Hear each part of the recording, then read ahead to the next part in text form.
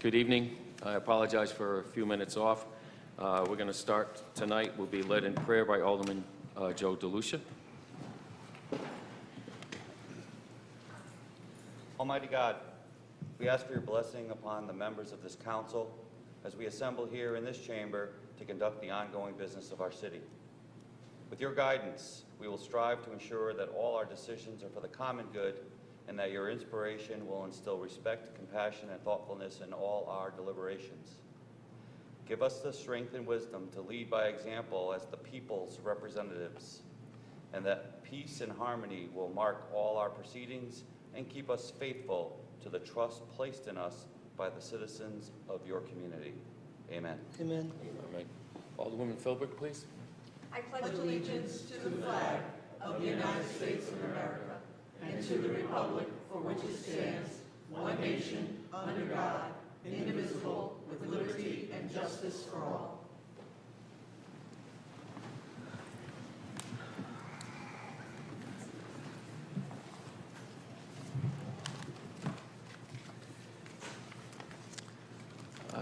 This evening, we're going to begin with citizen comment general, and I declare that open. Mr. Mayor? Yes. Yes. I had requested a moment of personal privilege before citizen comment. I thought it was before the city manager's report. No, actually, it was before the citizen comment. Okay. So may I? The floor is yours. All right, so most of you know me. I've been coming here for 15 years. Most of you know that I'm outspoken, critical, and opinionated. But the last couple of weeks have been very difficult for me.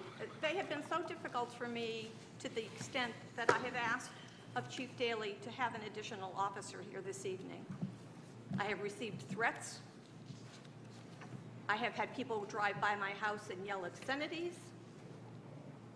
So I have a letter here, and it says, I, Joanne Philbrick, a duly elected member of the City Council, City of Norwich, do hereby vacate my seat effective immediately. Now the caveat is that this is neither dated or signed. This is my immunity idol. This is my wild card. It's my intention, it was my intention when I wrote this, to walk away from this toxic, vigilante, vicious, hate-mongering, lynch mob mentality. Because that's the only way that I can describe it. This is a free country. People have died so that we have freedom of speech. I can understand that you might not agree with me, but there's a way to go about it. My comments at the meeting were totally misconstrued. I support the teachers 150, 200%.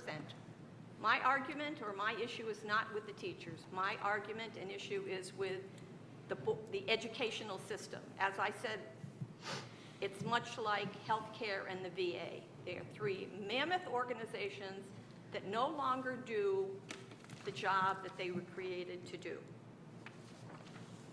So I wanted to share with you a couple of the comments that I received from members of the community. I think it's important that you know how your neighbors react. We're all aware of Mr. Aldi's comments. His words were my vile words, that I'm a disgrace, that I'm reprehensible, that I don't deserve to be sitting up here, that he will do everything in his power to make sure that I don't get reelected. Well, you can all put your minds at ease. I have no intention of running for a reelection. So my first comment that I received on Facebook, and Facebook is a wonderful thing because when people post, you can look at their profiles and find out who they are. So I will not use these people's names. I will use their first name. Jessica, in her little spiel that says, I think it's time to lay off the opioids. What a cruel, insensitive, ignorant comment. I fractured my femur last April, and I have gone it through no fault of my own. I had doctors that were prescribing medications which, when looking on the internet, I find out they're called Cadillacs. It's benzodiazepines and opioids. I should be dead. So Jessica, I have laid off the opioids. I haven't had a pain. I'm in pain every single day of my life, but I have not had a painkiller since August 30th. To the volunteer firemen who at a public safety meeting in front of a group of people said to me, "Joanne, how'd you get through the heroin task force checkpoint?" And I was like, "Excuse me?" He said, "Oh, with your history, how did you get through the heroin checkpoint?" Again, hurtful, insensitive, and in my opinion, ignorant. This is a man whose job it is to go out on a daily basis and save lives, people in automobile wrecks, people with heart attacks, and yet he felt it was necessary to point out that evidently he thinks I'm a heroin addict. The last one came from a man named Mark, who doesn't live in Norwich. He's from Florida, but evidently he has Norwich ties because some of his Facebook friends are from Norwich. His comments were probably his first comment was, "What do you know? All you ever did was answer a phone." Well, quite frankly, I was a highly decorated and highly trained 911 dispatcher. I was involved in one of the first active shooter scenarios before there was a term for active shooters. And he does a disservice to EMS personnel when he says all they do is answer the phone. All they do is put out fires. All they do is put their lives on the line. Then he called me a stupid bitch. I am not stupid by any stretch of the imagination. Do I make bad decisions sometimes? Absolutely. But I am not stupid. Am I a bitch? I like to think of myself as a strong, independent woman. Lastly, he said, "Why don't you go back where you came from?" Which I would love to do, but my home has lost 2/3 of its value. So I can't go back where I came from because I don't have the money. So I am going to sit here in this seat, which is right smack in the middle of 3 Democrats, 3 Republicans. I have always been an independent thinker. I will continue to vote what I feel is best. I will not be swayed by party lines. If I feel that what they are offering is in the best interest, then I will go there and here. But my goal is to stay here as long as I can. But if the threats and the intimidation tactics continue, and that's what they want. They want to push me out. I've had many people come and say to me, "Don't go," that's what they want. But I have been pushed to a place that is darker than you would want to think about. We as a society are extremely cruel. If their intention, and most of you know who they are, if their intention was to hurt me, congratulations, you succeeded. I was hurt to the core. But you didn't break me. You didn't break me. I'm strong. I will continue to be outspoken, critical, and opinionated. I will laugh when things are funny and happy. I will be compassionate when people bring things to me that are of a nature. I don't know how many of you remember the night that we had the opioid group here and a lady came to the podium, put the urn, this beautiful Chinese urn, on the carpet and said, "I'd like to introduce you to my son." I cried like a baby, not knowing that a month or 2 from then, I myself would be going through the same situation. So twice in the 2 years, this last 2-year term that I have been here, I have stood up in support and defense of 2 people in this community. I can understand that some of you don't like me, but I would ask you with all due respect, to remember that I am trying to do what's I feel is best for the citizens. I have a life-altering injury from which I will never recover. It has weighed heavily on my mind. My mind has not been 100. I haven't been the Joanne that I was before, that one that always had something to say, but now I'm beaten down. So I ask, if you support me, then maybe when you see me out, you could just say, thank you, Joanne. And if you don't have anything nice to say, please don't say anything at all. So thank you. So I'm going to hold this. This is it's going to go in the drawer. And when it gets to the point, if it gets to the point, that paper will come out and I'll be gone. Thank you. Thank you. Christopher Kolker.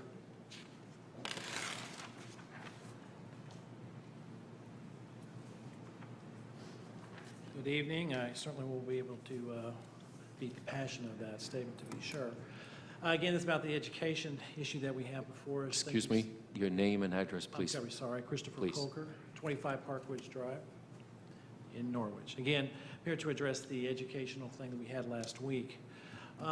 Based on that, there's lots of opinions that were heard, obviously, and the majority wanted, of course, full funding. Of course, that's understandable.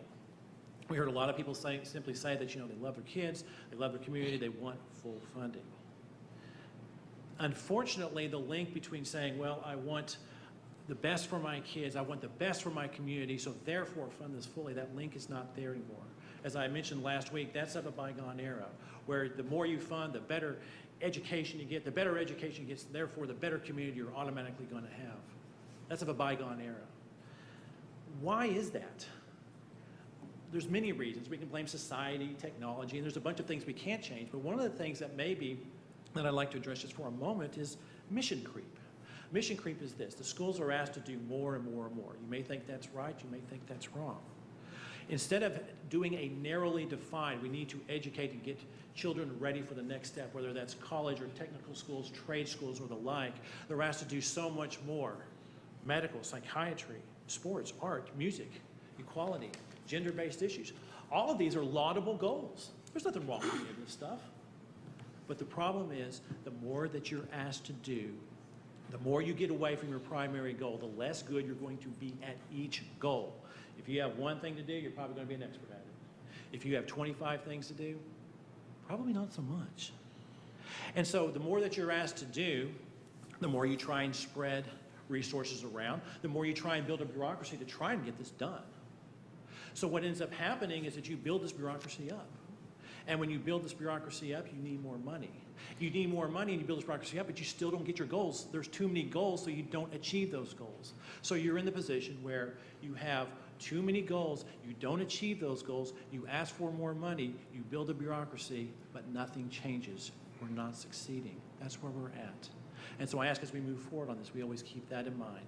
And we put a stop to this, and we ask the Board of Education to more narrowly define our goals. Thank you.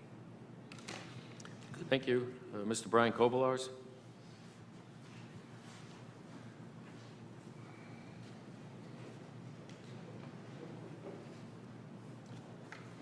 Good evening, Brian Kobolars, 16 Hobart Avenue. This goes back to the last meeting when you allowed, or when you had the resolution for the CMEC representative. I wish to express my profound disappointment with the comments that were made by some of the members seated before me at that meeting.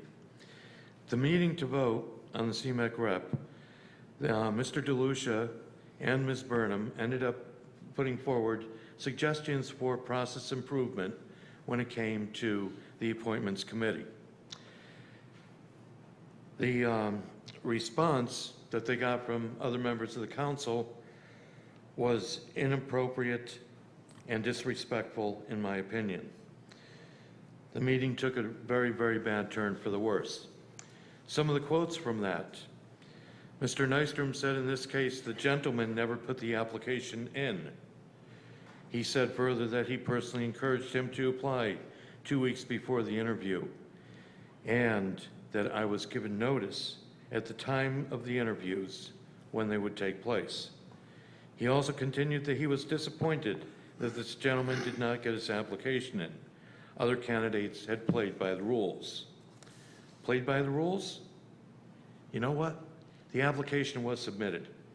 It was in the mayor's office. It was with every member of that appointment committee. Stacy, I spoke with you for about an hour. You ended up saying, starting off the conversation, that I had put the committee in a little bit of a pickle because they had already scheduled the other candidate to be interviewed, and what would they do then? If you go back through the history of this mayor's term, he has been quoted in the paper saying all applications would end up being honored. I also then later on spoke with the mayor's office, and I was told that I would be interviewed, but I would not be considered. Now, Joanne, you said during the last meeting, and people wonder why people don't want to participate in local government. If you're told by the mayor's office that you will be interviewed but not considered, I would say that's a pretty good reason to want to stay away. And other disparagements that have been going on related to that applicant. I ended up later that day withdrawing my application, sending in an email to the mayor's office. You were on that too, Joanne. Yet you pretended during that meeting as though no application had ever been submitted. Lying to the public, lying to your fellow council people is not the proper way to do process improvement and make the city a better place to be. Thank you, Plenty sir. more. Take time. Mr. Marvin Cerruto.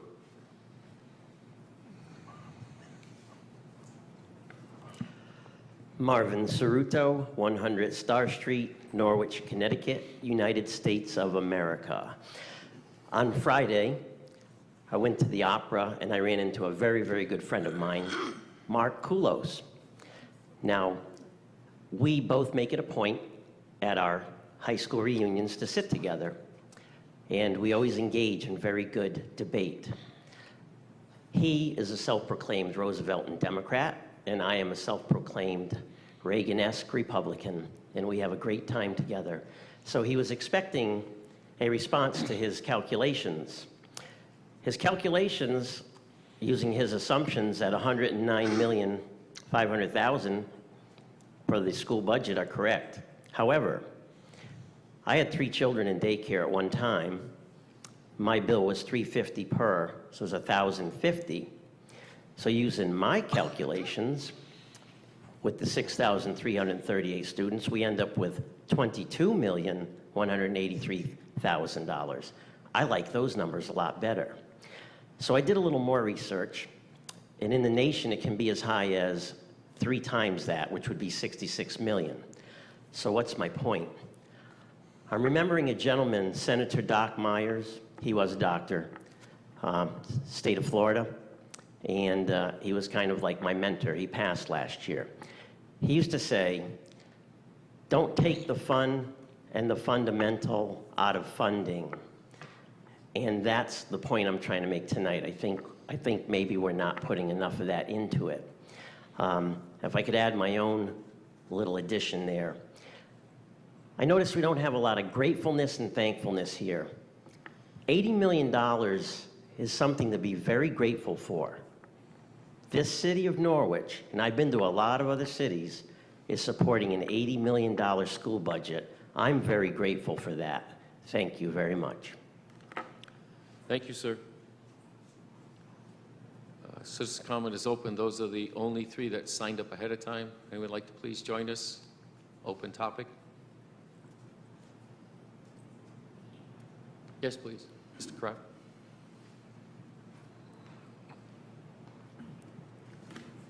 Good evening, David Crabb, 47 Prospect Street. I didn't pair my written comments with my agenda, and therefore I have to talk from memory about what I was going to speak on. I had 3 points for the council's deliberation. The first one was Friday morning on WICH. The early morning host mentioned a city that had initiated registration fees on electric cars because electric cars were not paying the highway revenue that is used to maintain the highways. The registration fee for this one state, which is the only thing that he addressed, I forgot which one it was $1,000. The next item had to do with talk radio on last night's broadcast when 2 different hosts addressed Baltimore, which has a brand new mayor since the last mayor was run out on a corruption charge, being hit with a ransomware attack. Baltimore did not pay the ransom that was due on Friday. They were the only city that was mentioned among the numerous cities that had been hit with ransomware threats and had paid the ransom. Later on, the WBAL radio station mentioned that Baltimore had recovered some of their digital infrastructure, which was back in operation. My question is, what does Norwich have to protect the digital infrastructure for the city? And the third item was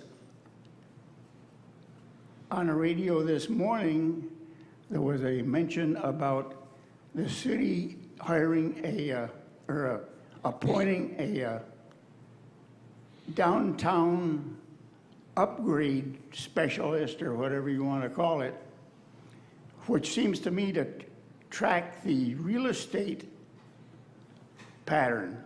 That means there's 2 facilities now being paid. So my question is, why not get rid of 2/3 of these committees that the city has? Thank you. Thank you, sir. Anyone else like to join us under citizen comment? Please.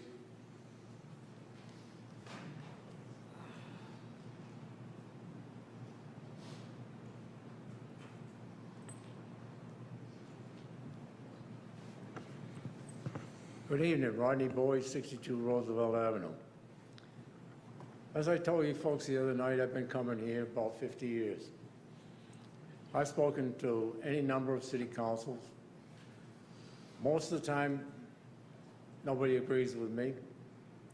I believe in fiscal restraint, which most people just don't understand that concept.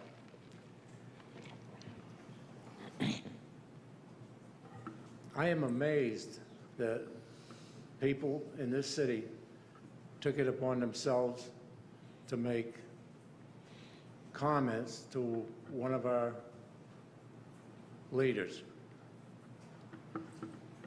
I don't understand where it comes from. I've stood here. I know personally people that voted against me over the years and things. And I realize they've got the best interest of the whole city. The whole city, not just one person or 2 people, but the whole city. And that's their responsibility. And we pay them an astronomical sum to do that. It probably pays their cleaning fee.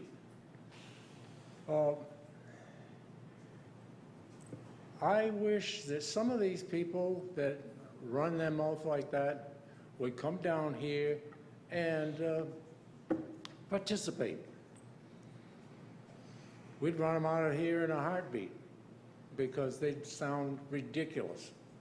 There is no need of that kind of language, hurtful comments or whatever. And I've been disappointed any number of times. I've never took it upon myself to do something of that particular nature. Thank you. Thank you, sir. Anyone else like to join us under citizen comment?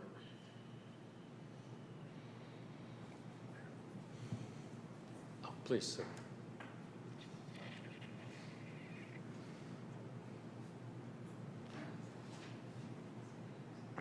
Thank you, Rick DiGiacomo, 8 Turnpike Park, Norwich.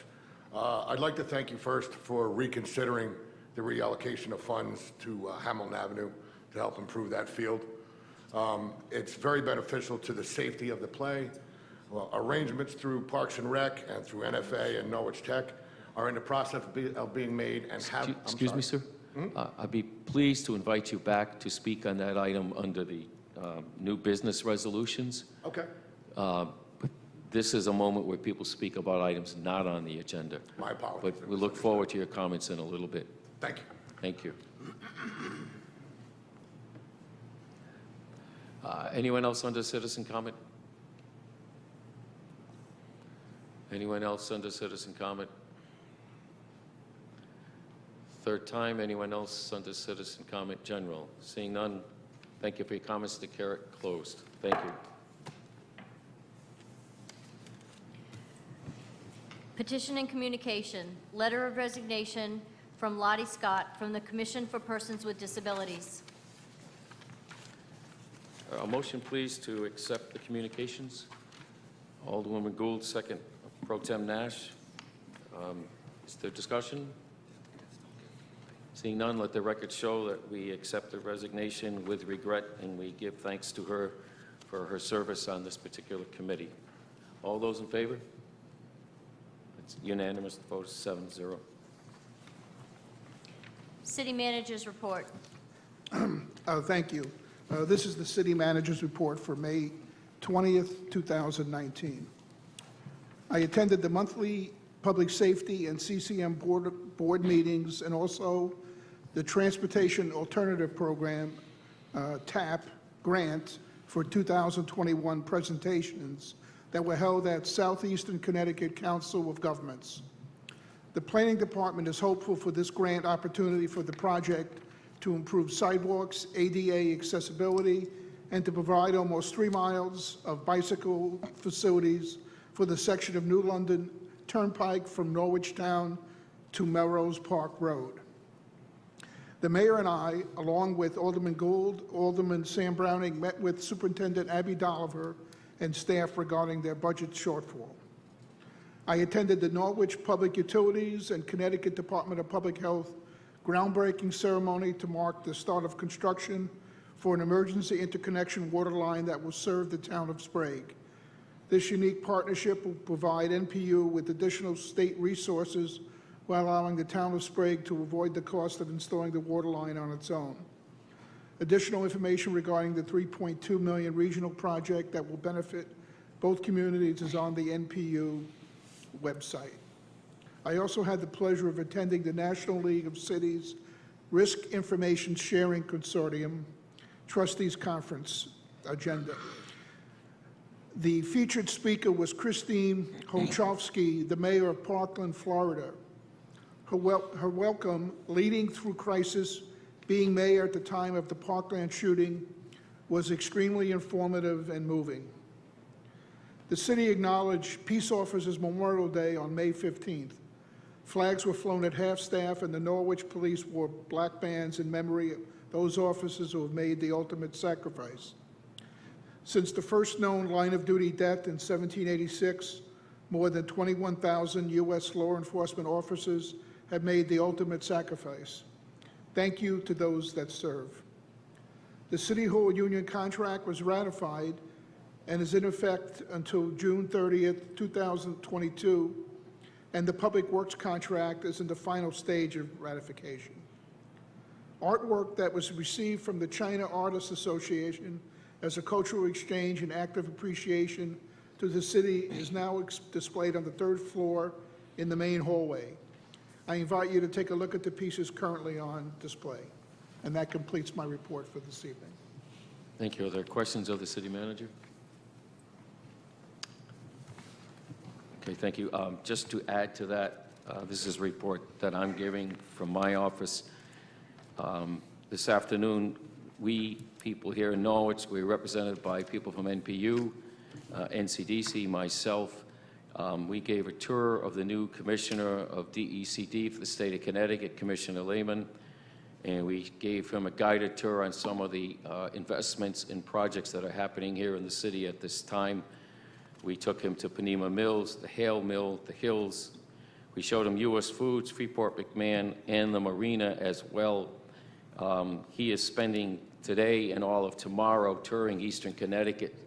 He's from the other end of the state. He's been newly appointed, and he actually had not been to Eastern Connecticut, so he's spending 2 full days with us and learning about a number of communities here.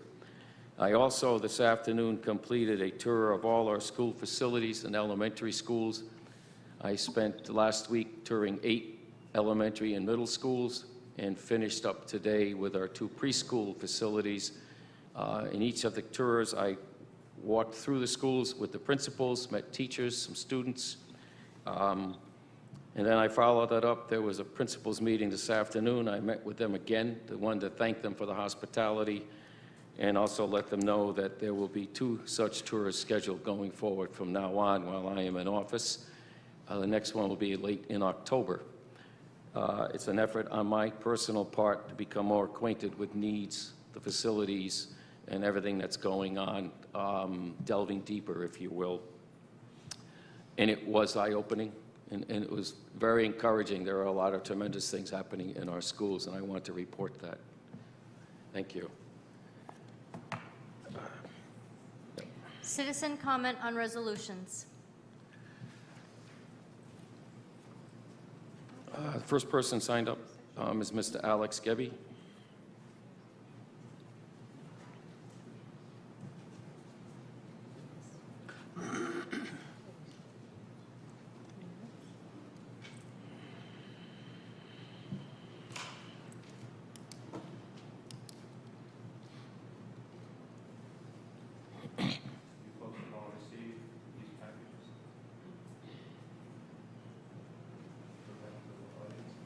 Sit on the other side so they can see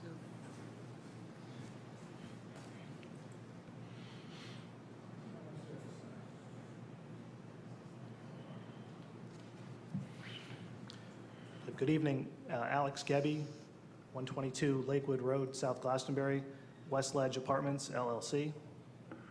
Darwin Gebbe, 27 York Road, Lebanon, Connecticut.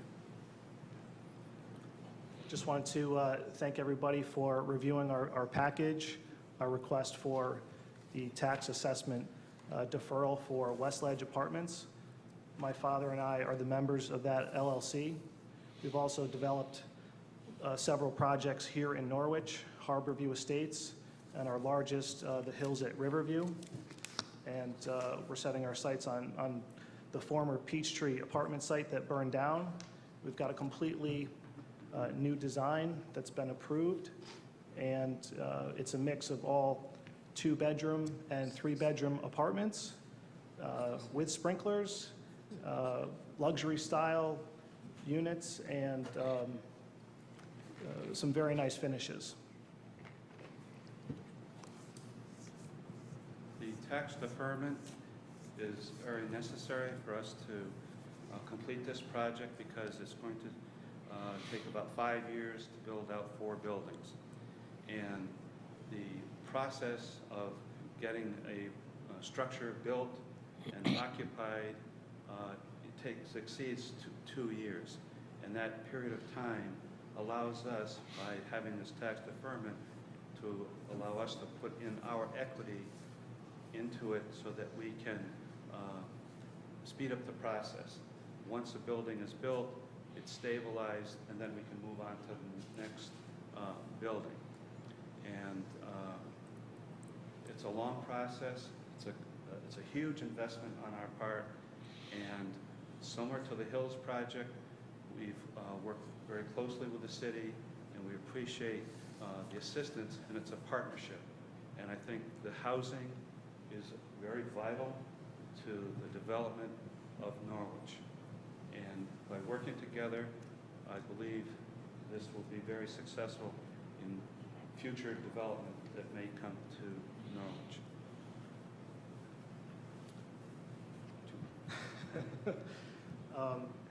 I believe you've all received the package of information. It kind of goes through some financials. I didn't want to get into that, but I think we've illustrated that every dollar of assessment that's deferred for the project, we're able to put right back into the ground and accelerate our development, which pushes us along and builds up the tax base faster.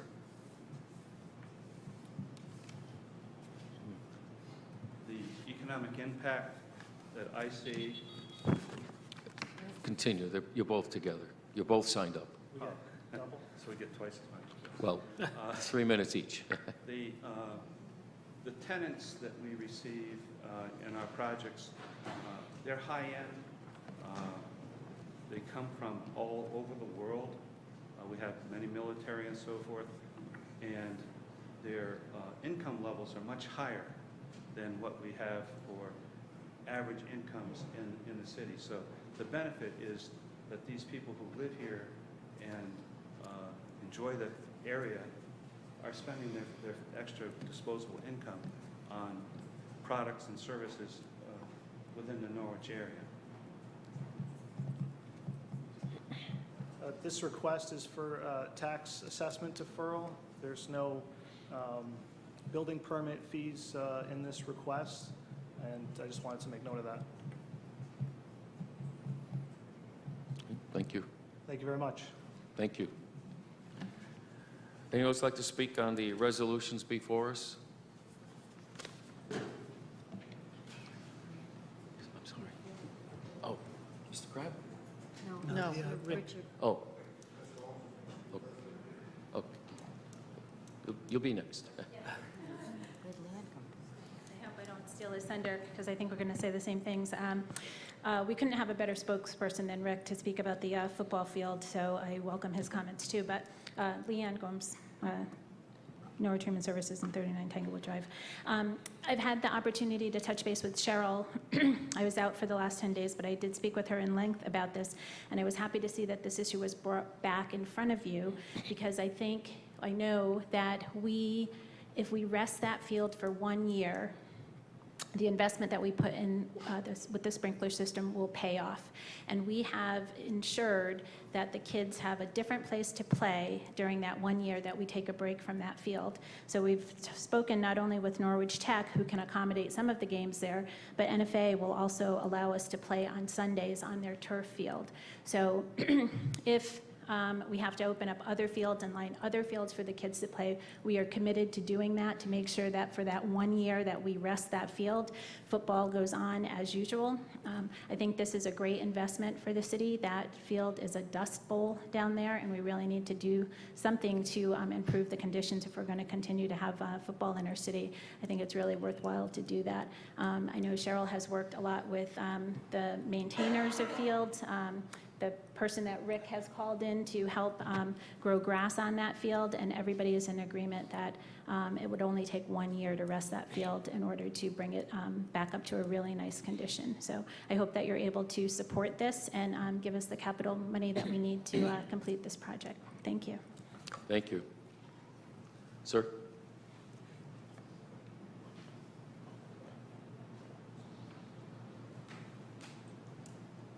Rick DiGiacomo, 8 Turnpike Park. I'm president of Norwich Youth Football.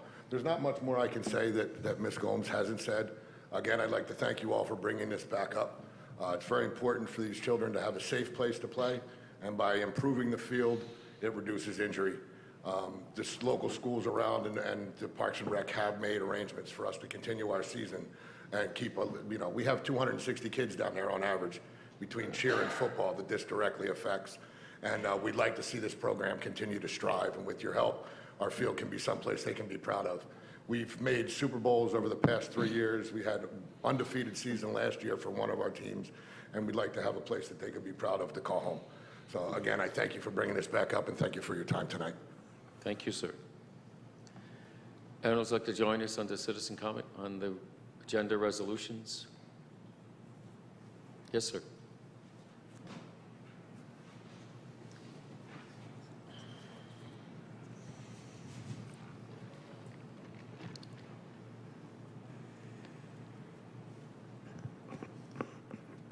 Rodney Boyd, 62 Roosevelt Avenue.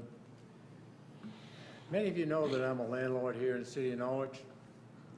And quite frankly, in the last 50 years, I've never gotten a deferral on my taxes for anything. I don't care if I was putting roofs on, heating systems, or anything else in these places. Now, talk about affordable houses and stuff. I think Panema Mills cost $460,000 a unit. We paid for that.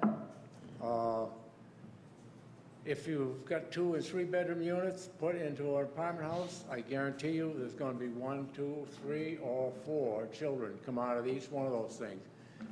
They will never pay the tax on what it would cost to send these kids there to the Board of Education. So I know it's a rah hooray thing, building new housing, affordable housing. I'd like to know what people think affordable housing actually is. I have some apartments that go for $600. That's what I call affordable housing, not $1,200 a month or something of that nature. So, midget football field. There's been enough talk on it. I've talked with Bill. I've talked with this fellow over here. I was on the board 35 years ago. And I don't think they need an irrigation system, but they can use some help. So I'd say vote for it. I think Bill's going to keep a pretty decent eye on where this money is spent and how it's doled out. Thank you. Thank you, sir. Anyone else under citizen comment resolutions? Anyone else under citizen comment resolutions? Anyone else under citizen comment on the resolutions on the agenda? Seeing none, that's 3 times, and we thank you for your comments and sharing your thoughts and concerns and declare it closed. I'd ask for a motion for executive session, please. Alderwoman Gould. I hereby move pursuant to Connecticut General Statutes 1-200 subsection 6 that the members of the Norwich City Council go into executive session for the purpose of discussing the employment, performance, and evaluation of City Manager John Salamone, who will attend this session and does not require that these discussions be held in an open meeting. Director of Human Resources Bridget Marks, Comptroller Josh Pothier will be asked to attend all or portions of this executive session at the request of the City Council. I further move that the council shall thereafter continue in executive session pursuant to Connecticut General Statute Section 1-200 for the purpose of discussing strategies and negotiations with respect to collective bargaining. The following shall be asked to participate during all or portions of this executive session at the request of the City Council. City Manager John Salamone, Director of Human Resources Bridget Marks, Comptroller Josh Pothier, and Corporate Counsel Michael Driscoll. Is there a second, please? Pro Tem Nash. All those in favor, motion for executive session. It's unanimous. 319, please.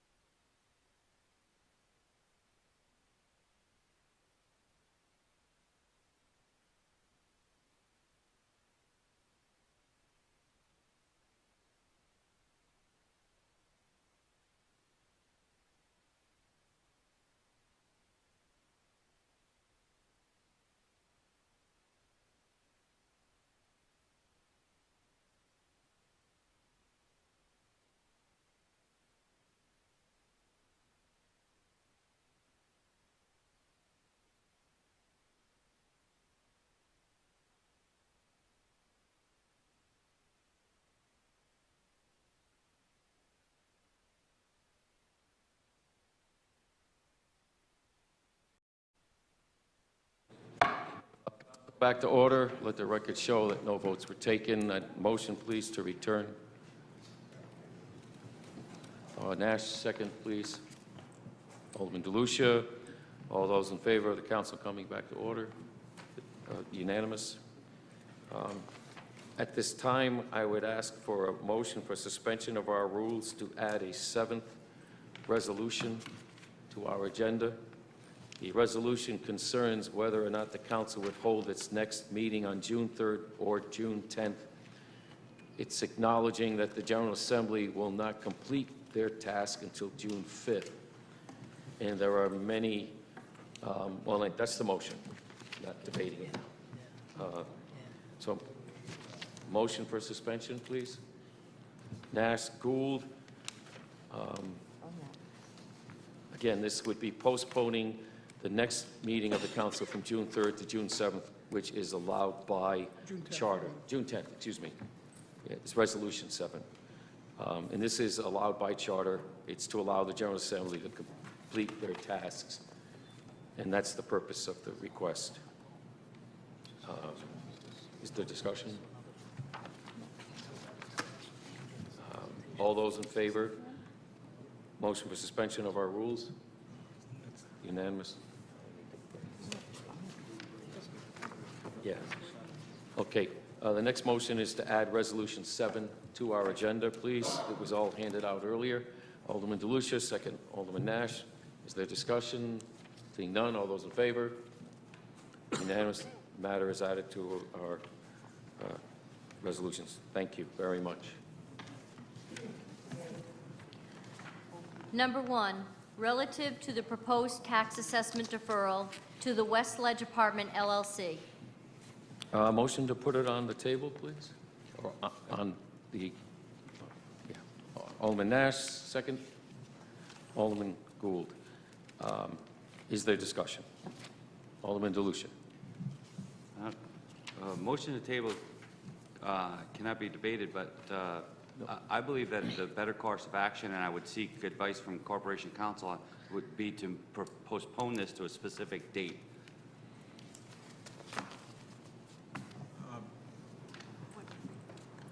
If you make a motion to postpone, it is a debatable motion. If you make a motion to table, it's not. That's probably the principal difference. But if you... I'm sorry, I couldn't hear you. If you make a motion to table, it's not debatable. If you make a motion to postpone to a specific date, it is debatable, but you can use either one if you don't want to act on this tonight.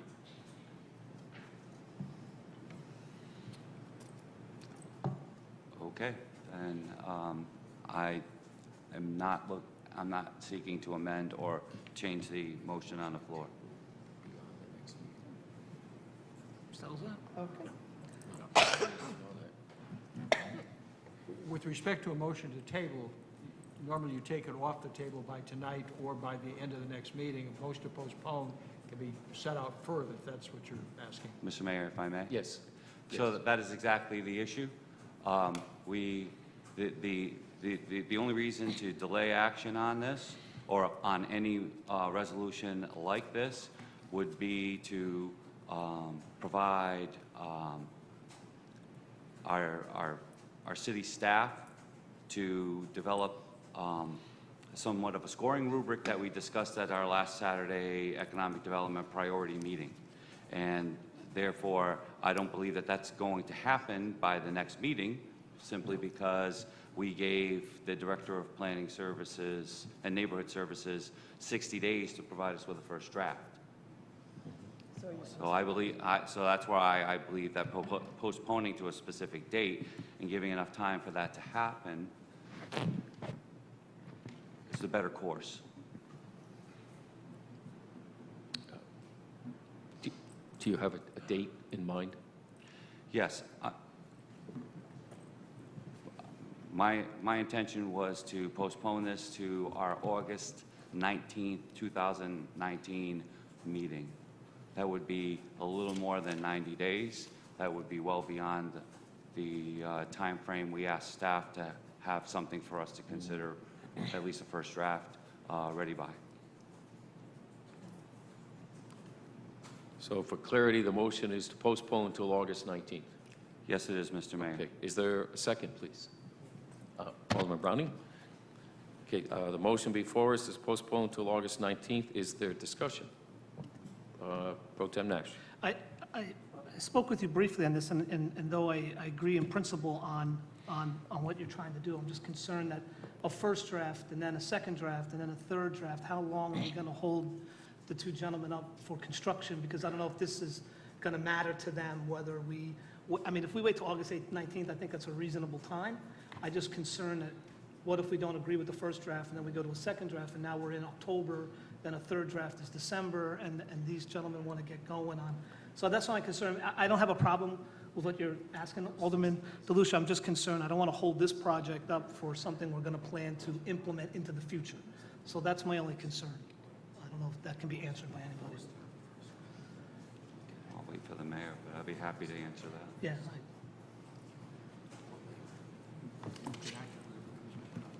Yeah. Is there further comment? No, I was just looking for an answer. Okay. This is just the math of the thing. If we postpone the 90 days and our planner provides the information within the 60-day time frame, the actual ability to act on that would be before the 90 days is up. Is that your intention if that happens, just for sanity's sake? So to clearly define my intention here, as you said, and as we both said, that we asked the planner to provide us with a first draft of this scoring rubric and criteria for us to evaluate all projects that are requesting a tax deferment within 60 days. I believe that that gives us a total of 3 meetings, the time of 3 meetings, so nearly a month and a half, to consider that draft, revise it, okay, and then have an actionable item before the council prior to the August 19th meeting. That is my intention. That scoring rubric would then be in place and part of our deliberations on all of these projects, including this one. The end product will be in place, hopefully, before August 19th. And then this project could be then taken up again after having been scored based on that new rubric once we've adopted it. I also believe that if that were to fail to happen, to address Mr. Nash's concern, if that were to fail to happen, then all we have done is just taken this action, delayed it until August 19th, and we're right back where we are right now, where we could act on this as it now stands. Okay, is further comment? Alderwoman Gould. I believe it's unfair to ask Mr. Gebbie and his son to tell them now that, sorry, we're going to put a test in place for you, and if you don't score high enough on this new test that we're coming up with, you're not going to get your project done. I think it's unfair that we haven't laid this out to them ahead of time and told them that this is going to be the new rule in place. You're going to have to do X, Y, Z, A, B, C. Never told them about this, and now we're hitting them with this the night that they're asking for us to act on their project. So to Mr. DeLucia's point, if what comes back to us on August or in July needs to be tweaked again, sorry, Mr. Gebbie, you have to wait some more. And if it comes back in September and it needs to be tweaked again, well, let's delay the project a little more. That's unfair. These people came here, they followed our rules, they put everything in place, put all their paperwork in place, and now we're going to tell them, oh, come back, in September or October, maybe in November. I think that's absolutely unfair to these people. Yes, Alderwoman Philbrick. I agree with Alderwoman Gould. These gentlemen have come to our city and invested an incredible amount of money. They produce a quality I can't talk anymore. A product They have been gentlemen. They have fulfilled every request that the city has imposed upon them. Again, I'm going to say, how can you justify that we are encouraging economic development when we have these last-minute obstacles to developers who are willing and obviously able to invest copious amounts of money, time, and effort into the city? I don't understand. I think it's unnecessary to postpone this until the 19th. I will not be voting in favor of this. When are we going to stop coming up with these last-minute impediments to just about,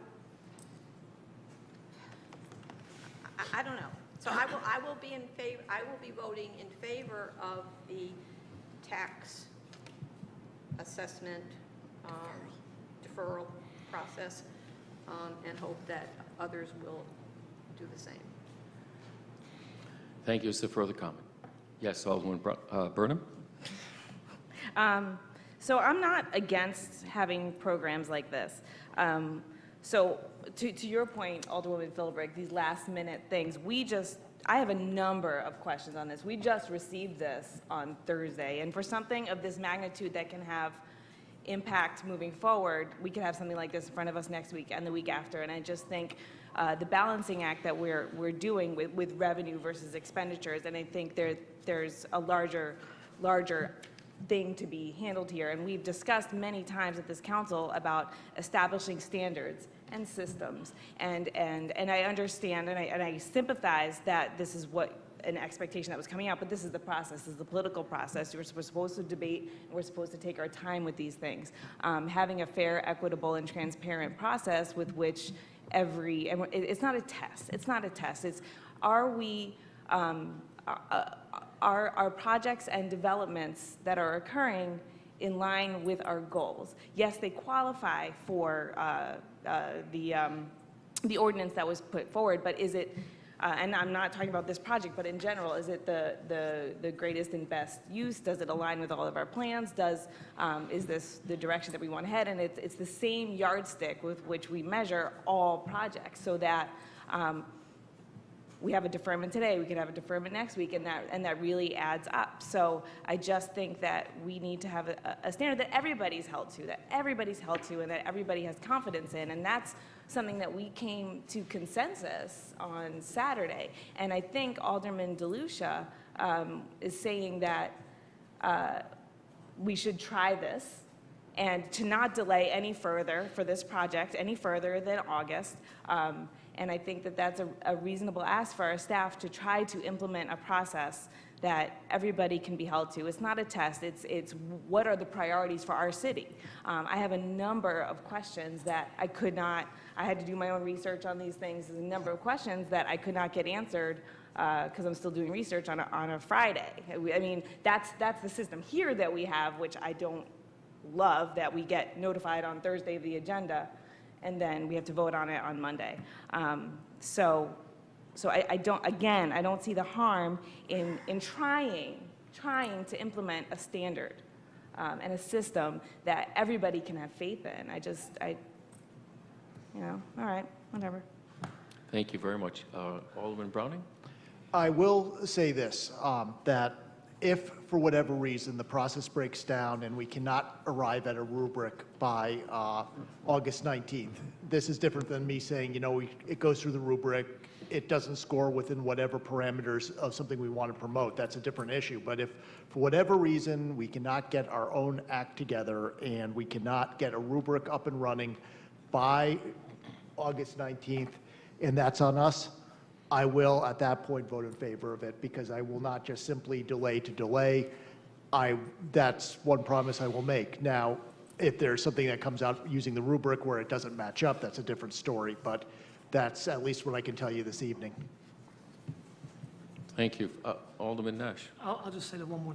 And again, I had agreed with the premise of the idea of holding it to a system, but again, I'm concerned that these people are here, and I'm not trying to say I don't know how to say it. They're playing by the rules that we have in place now, and we've done this before, and it's worked out really well for us in many other cases. And I do agree with getting the matrix or getting a system together where we start scoring these in the future. I just feel that to hold them now to that standard that we haven't even come up with yet is kind of unreasonable at this point. I look forward to the new system that we're going to put into place for all future requests. But at this time, I don't want to hold these people up. They've done work in Norwich. They've done quality work in Norwich. They're investing in our city, and this isn't going to kill us in any stretch of the way. So I'm going to support the resolution as it was submitted originally. Thank you. Is there further discussion? Yes, Alderman DeLucia. I have a couple of comments. So I think that Alderwoman Gould assumes too much and exaggerates in her demonstrative objection. Okay? The more on-point example would be that we're unwilling to hold for 90 days to come up with some sort of a system because we'll talk about playing it. I'll talk about playing it by the rules in a moment, but to come up with some sort of system to see how well any project, not just this one, but any project, aligns with our plan of conservation and development, aligns with our mission and our goals for economic development in the city. And I'm not saying that this is not the kind of development that we want and that these are not good developers. I'm not saying any of those things. I actually believe the opposite. But what I am saying is, in terms of playing by the rules, there are no rules. The rule is you ask and maybe you get and maybe you don't. You have no idea whether it's going to be a yes or a no when you put in the request. If you had a rubric, if there was a scoring rubric and it was known to everybody, the moment a developer walks in the door, planning department hands them the rubric, and a developer could self-assess and say, yep, we should be good to ask for X, Y, and Z programs that the City of Norwich puts forward to be a partner with its developers. And we sat at a table on Saturday, and if you weren't there, you really shouldn't be talking tonight, right? We sat at a table and we came to consensus that that was the way to move forward. And we directed the planning, the leader of our planning department to do just that. And say, oh, wait a minute, it's 11th hour to put in a scoring rubric. Well, again, we're talking about taking time, not doing it 11th hour. And also, let's not forget Alderwoman Burnham's point, this request is 11th hour, as are all of requests like this in the time that I've been sitting here, 11th hour. They're provided to us on Thursday, and we have to decide by Monday. And heaven forbid if you come up with a question at 5:30 on Friday because everybody's gone. Okay? So my motion to postpone stands. It has merit. There's no reason that we shouldn't be doing it. And again, if we're going to have a development that request or ask for tax deferments, there should be some sort of metric that we use, some sort of, as I said, keep throwing the word out there, scoring rubric out there that determines what's in the best interest of the City of Norwich, and what's in the best interest of being a partner with developers, and what's in the best interest of the grand list. You're talking about not spending 90 days right now to give up 7 years of tax deferment. 90 days against 7 years. I don't see the logic in that. I yield the floor. Thank you. Thank you, sir. Alderwoman Gould. Had we told the Gebbys that they would be expected to fill out or meet the measurements in the rubric ahead of time, wouldn't have a problem. But we didn't tell them that. And we have certainly known that this was coming up far longer than finding out, reading it online on Thursday. So it's a little disingenuous that you just found out about this on Thursday. We've known about this was coming to us. So, therefore, had we told them ahead of time that they would have to do this, and they didn't, that would be one thing. But we didn't tell them. And stalling a project, a construction project for 90 days, has costs. Do we want to pick up the cost of delaying this project? Or maybe the Gebbys decide, you know what? The City of Norwich now wants to change the rules in the middle of the game. Let's go find another piece of property to build this on. They've been here. They have invested millions of dollars in the city of Norwich with 2 projects. It's not like we don't know who they are or what kind of quality work they do. So we can't change the rules in the middle of the game for these people. We didn't tell them ahead of time that this was going to come up. They didn't know. It's unfair now to tell them, oh, sorry, going to wait 90 days. Or maybe it's 120 days. Or maybe it's even longer while we develop this. It's not fair to these people.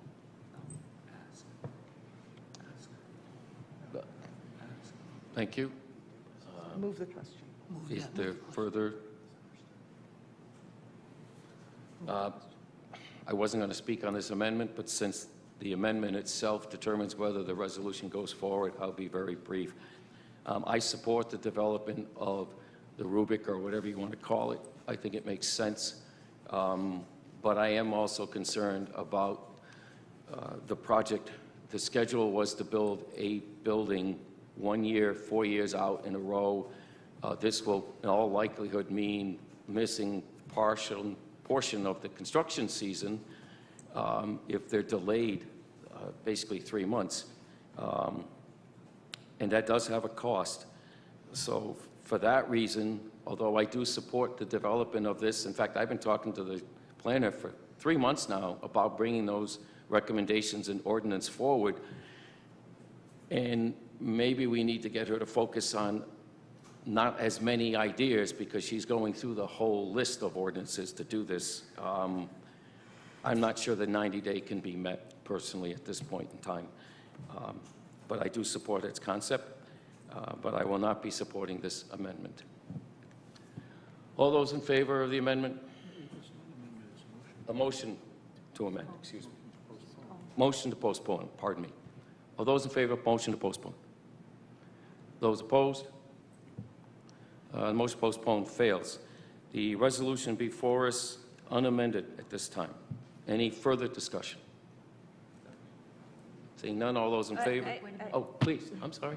I have a number of questions for the developers. Is it? Certainly, absolutely. Please, if you could approach the microphone, please. Thank you for coming. Again, I support the project. I just have a number of questions, and I'm sure more will come up. I just want to say that, yes, this project has been in the ether. We've had discussions about it, but we did not know exactly when it was coming, exactly what was being asked for until notice on Thursday. That is the system we have. I don't like it for certain nominations and things like that, fine. But I think things like this that have ramifications deserve a little bit more time. But here we are. So over the 7 years of this schedule, how much money is the city of Norwich forfeiting? How much taxes are deferred? Mhm. It's in the presentation. I don't want to.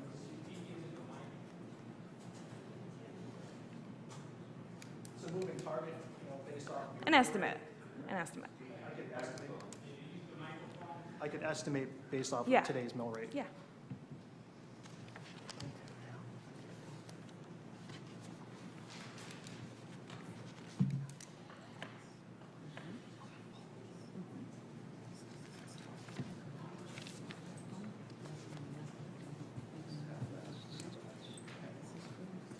It's $1,050,000. $1,050,000 over the next 7 years. So total is the Yes. estimate right now. Okay. Based off today's mill rate.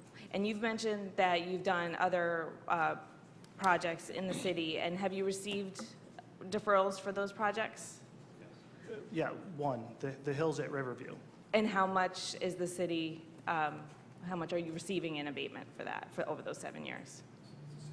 It's the same program, so it follows the same model. I don't know the exact. Over $1 million, probably?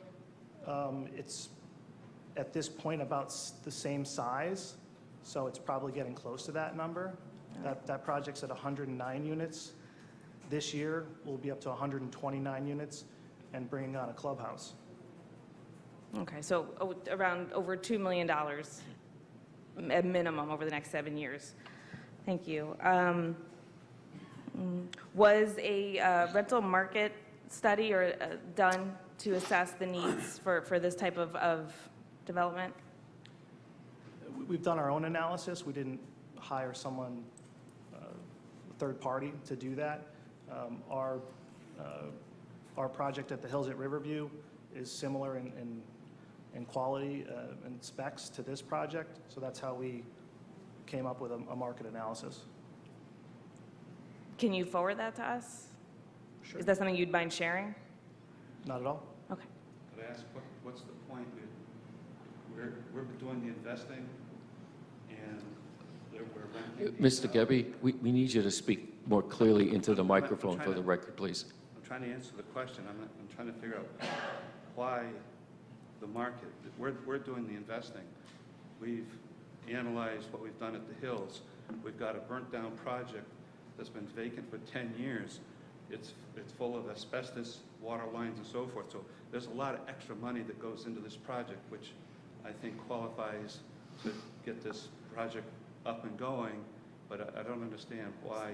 So, because these are things I'm interested in, because we have a lot of needs to balance in the city. So I'd like to see. What you need in the city is housing. Excuse me? You need the city needs housing. You have old housing. You want to invite new businesses to come to your city. You have to provide them a place to live. And what we have for inventory in Norwich is extremely old. Our Hills project rents very nicely, but in order to build it quickly, we need equity position to go on to each of these phases. This is the same project. We're trying to do 2 projects at once. So I understand that, and thank you, and I appreciate that. But again, I don't have enough information on this. So just trying to balance all the data that's available to me. If you don't want to provide that, that's fine. That's fine. It's just a question. Anyway, moving on. So do your developers, your contractors that you work with, do you have thresholds with them in terms of hiring, like a threshold with which you hire Norwich residents, minorities, women, things like that? I don't understand what you mean. So the contractors, do they hire, let's say, 20% from Norwich residents? Because while these projects are great, Most of our contractors are local, like reside in New London County, Wyndham County. All contractors reside in New London County? I believe almost everyone, yes. Is that a requirement for your development? No, we're not regulated in that manner. We're not I'm regulated. just asking questions. I'm sorry if they're bothering you. There's no regulation that. No, I know there's no regulation, but your standards. It's just a core group of contractors that we've used for years, and they happen to all be local. And those, we're not going to get to my answers. I'll follow up with more of these questions, because Sure, obviously I'll get it's you my dragging on and annoying people. Yeah, I'll get you my contact info. All right. Thank you. Are there further questions of the developers? I have several, if no one else doesn't. You developed all of Harbor View on your own. Correct. Yes, How many units up there? 45. 45 units?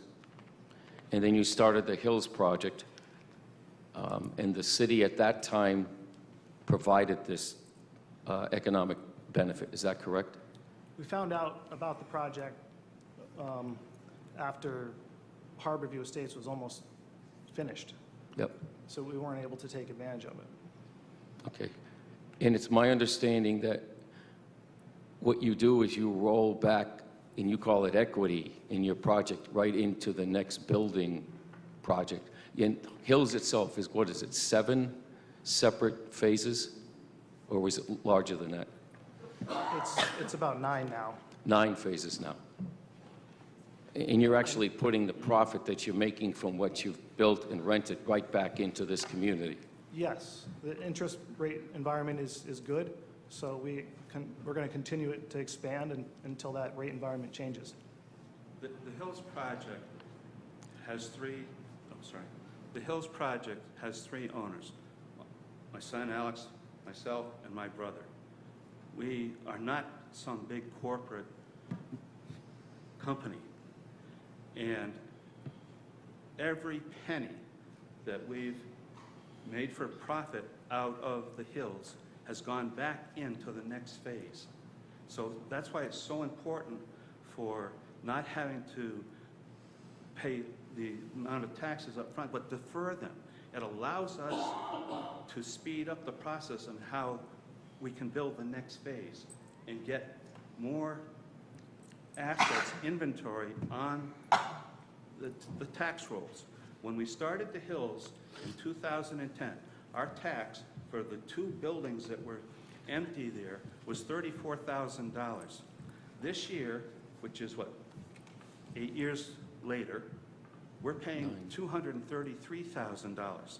When the tax deferment ends in 2 more years on the buildings that we've already built forward, we'll be paying in taxes over $300,000 in taxes.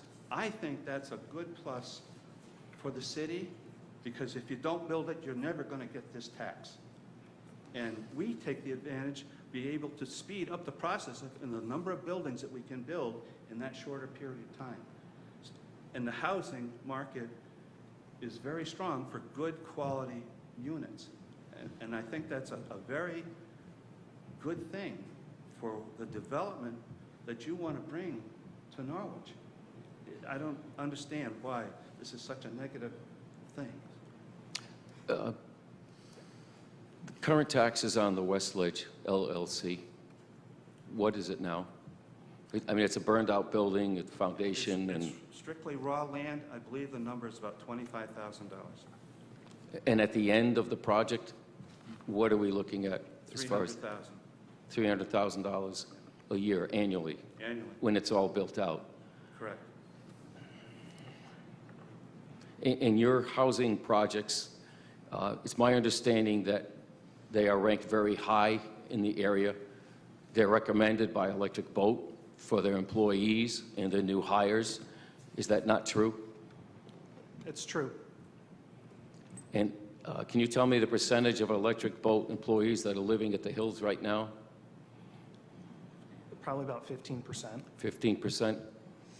And it's my understanding you actually draw employees who actually work even an hour away from the city of Norwich, but they've chosen to locate here because of the quality of the product. Is that not true?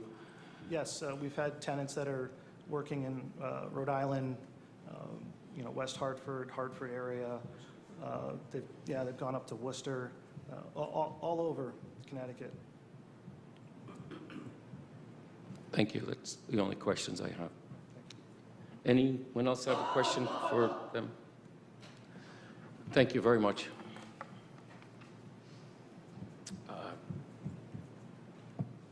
Any further discussions? Being none, all those in favor? Opposed? Motion carries 4-3. 2, please. Relative to a proposed amendment to the city manager's contract. Motion, please, to bring it forward. Alderman DeLucia. Second is Alderwoman Gould. Is there discussion? Yes, Alderman Browning. I'll probably be the only negative vote against this. This is not a referendum. This is not a negative opinion toward our city manager. I like our city manager. It's just that we have a lot of pressure on our current pension system. Granted, he wouldn't be collecting a full pension, but we did negotiate a 401k with him back in 2016. This is definitely a trade-off, because if you have a defined pension system, you will continue to be able to collect from it indefinitely as long as you are alive. So I will not be voting in favor of modifying the agreement, but please do not take it as a negative comment on his abilities or what he's done here. Thank you, sir. Is there further discussion? Before you vote, you're going to need to amend this. Yeah, I was going to say, we have a second amendment. Have a replacement.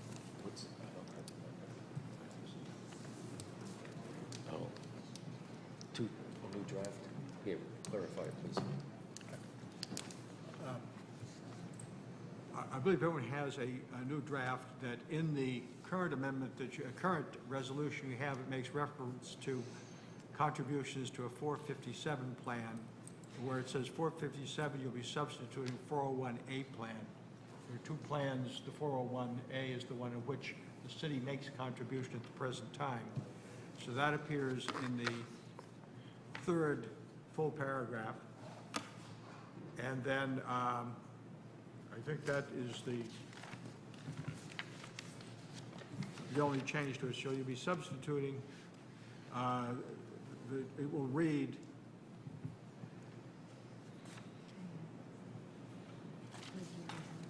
okay.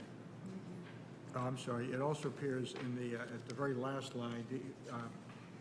So let me go to the third paragraph. I'll read the sentence, or read part of the sentence.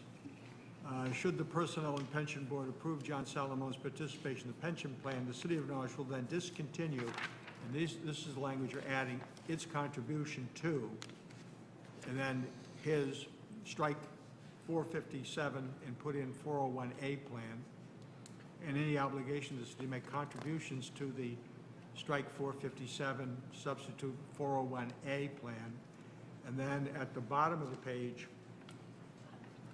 you'll see the very last line, it reads, Board and 3, that the city's contribution to John Salamone's existing, and again, you're substituting 401A for 457 at that point. And I think that appears on copies that were circulated earlier this evening. I make a motion, we accept that. Substitute. Yeah, substitute. Motion by Pro Tem Nash for the substitute language. Second. And second by Alderwoman Gould. Any discussion? Any questions? All those in favor of the language substitution? That's unanimous, 7-0. Okay, is there, thank you for that indulgence. Is there further discussion on the resolution as it's now substituted? Seeing none. Okay, all those in favor of Resolution 2? I have. Oh, I apologize. I'm Yeah, sorry. I was late getting my hand up. I would just like to say that really two things. That our city manager is responsible for all of his back contributions into the pension fund if the Personnel and Pension Board were to approve this request. And it is my understanding that the savings in the first year for the city is about $19,000. I believe that not only does this not reflect one way or the other on Mr. Salamone's performance, but it's just the right thing to do in terms of taking care of an employee. So, thank you. Thank you. Is there further discussion? Seeing none, all those in favor? Opposed? The motion carries 6-1. Then thank you. Number 3, relative to approval of the UPSEU Public Works Employee Collective Bargaining Unit Agreement and the relative budget changes for fiscal year 2018-19. Motion, please. Pro Tem Nash, second by Alderwoman Gould. Is there discussion? Seeing none, all those in favor? It is unanimous. Vote is 7-0. Number 4, relative to amendment of the 2019-2020 budget for expenditure adjustments related to the settlement of the Public Works Employee Bargaining Unit contract. Motion, please. Pro Tem Nash, second Alderwoman Gould. Is there discussion? Seeing none, all those in favor? It's unanimous. 7-0 is the vote. Number 5, relative to an amendment of the 2019-2020 budget to add funding for the Yannick Volunteer Fire Department Fire Marshal abatement improvements and decrease funding for demolition in the capital budget. Motion, please. Bring it forward. Pro Tem Nash, second Alderwoman Gould. Is there discussion? Yes, Alderman DeLucia. I have a question because this was in the unfunded capital. Obviously, it's being moved into the funded with a one-to-one swap. But I'm wondering where the $100,000 amount came from. Has this project gone out to bid? You know, have there been any quotes, or, you know, again, the simple question is, where did the dollar amount come from? Mr. City Manager will provide an answer. The first, part of the first phase was a design of the improvement, and that's where the number came from the architect that was retained to do to design the improvement to the site. So this dollar amount is intended to cover the design costs, or this No, was the no. architect's? The design costs have been expended. The number to complete the project was part of the architect's report back to Yantic. So that's where the number is. I understand. Thank you. Thank you, sir. Is there further questions, discussion? Yes, Alderwoman Philbrick. So just so I'm clear, this $100,000 will be the last amount of money necessary to complete this project? No, I think there's one more phase in there. I'll take it. Yep, Alderwoman Gould. No, this will be the first. The project is $200,000, $210,000. This will be the first bite of the apple, so to speak, to get them started on the project. May I have a follow-up? Please, the floor is yours. Nothing personal, but I will not be supporting this. Yantic Fire is owned by Yantic. It's a private building, not owned by the city. They may be under an order from the fire marshal. They recently had enough money to buy a piece of land next to their building. We all have to set our priorities.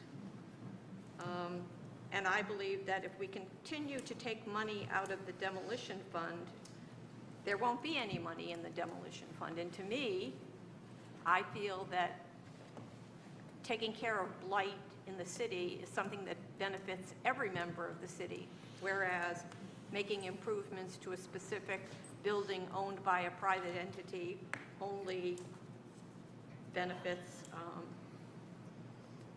a certain group. So I'm sure if Yantic put their hats on, they could really raise a little bit more money. Thank you, Alderman Browning. I agree with Alderman Philbrook in the sense that this is $100,000 is perhaps the last of the demolition money, which is still in the budget, which hasn't been reappropriated other than the vote on the Hamilton Avenue irrigation. I can tell you that at any given time, we are juggling multiple city-owned properties, typically residences, which are either in the sales process or in such horrible condition that they may have to come down. This is perhaps I've watched 11 Lake Street move in and out of this category. We have the funding to take it down, but after that, I don't think that we necessarily have the funds to take down any additional buildings in the next upcoming year. As you know, there are thousands of buildings in Norwich, more of which the city of Norwich owns than perhaps it should because of tax foreclosures. I think we need that money for emergency demolition work. And so I will be voting against this. Thank you. Is there further discussion? Alderman DeLucia. This just brought a question to mind. Thank you. So with the two items that are on our agenda tonight that are both being deducted from the demolition fund, what will be the remaining amount in that demolition line item? Josh, please. Thank you.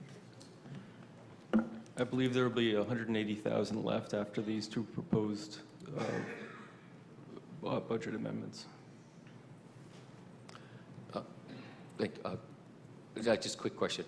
Have we had a demolition account previously? I think we previously know the budget years ago had a small amount of money. There's $60,000 remaining from, I believe, a 2008 bond ordinance for demolition.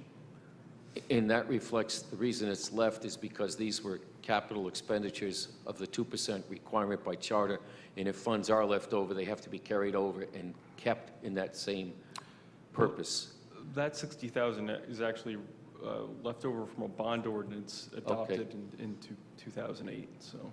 Okay. Yes, sir. Okay. Yep. But it was for demolition? Correct. Yes, yeah, so you can't reuse it for some other purpose. Right. And we can't take capital funds out and put it in operating expenses. It has to stay. Correct. Thank you, okay. Yes, Alderman Browning. That 60,000, based on what's been discussed at Public Works Committee, looks like it's going to be used for 11 Lake Street. That was the resolution, and my understanding is that the building will be demolished. I would say that, thank you for telling me there's 180,000 left. We could obviously use 5 times that amount. My objection to reallocating the 100,000 still stands. Thank you. Thank you, sir. Is there further discussion? See none. All those in favor of Resolution 5? Opposed? Motion passes 5-2. Sorry. Number 6, relative to an amendment of the 2019-2020 budget to add funding for the Hamilton Avenue Field irrigation and sprinkler improvements and decrease funding for the demolition in the capital budget. Pro Tem Nash, is there a second? Alderman Stacey Gould, is there discussion? Pro Tem Nash. I did vote against this the last time it came before us, so I could do a little more research. I met with Mr. Rick over there from the youth football. I met with Cheryl, rec director, and our groundskeeper, Lauren, and I did go down and view the field. I have a long history with that league in the past, and I've kind of stayed on the peripheral since, and I was concerned about throwing the good money after bad. But after some insurances from the youth league, we talked with NFA and Norwich Tech, who offered us opportunities to have the kids play there, because I don't think it's fair for them to play all away games. This is a program that Norwich itself should be extremely proud of. The kids put a lot of effort, the families put a lot of effort into that. So we have been able to secure them a location to play this season, and the irrigation system is, the money that's allocated is enough to cover the irrigation system for the field itself. It won't be affecting the practice facility next to it, which they feel is adequate at this time, but there are other locations they could practice at if that became necessary. And the plan is of right now is to give this field a year to recuperate a little bit.